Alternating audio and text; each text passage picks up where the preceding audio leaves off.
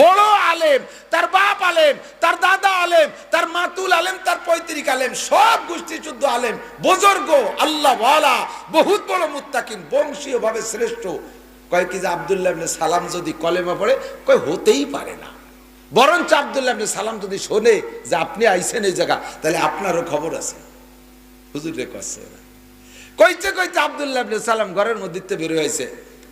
আসার সময় জবানেই আশহাদু আল্লাহ ইলাহা ইল্লাল্লাহ ওয়া আশহাদু আন্না মুহাম্মাদান আবদুহু ওয়া রাসূলুহু, এই কলেমা পড়তে পড়তে ওই ইহুদিকে মধ্যে আব্দুল্লাহ ইবনে সালাম ঘরের থেকে বের হয়েছে। কেডা? কয় যে আব্দুল্লাহ ইবনে সালাম।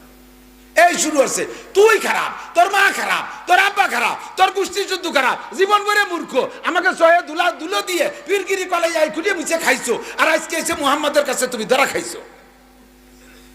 আব্দুল্লাহ ইবনে সালাম বললেন, দেখলেন হুজুর, এর নাম হলো ইহুদি।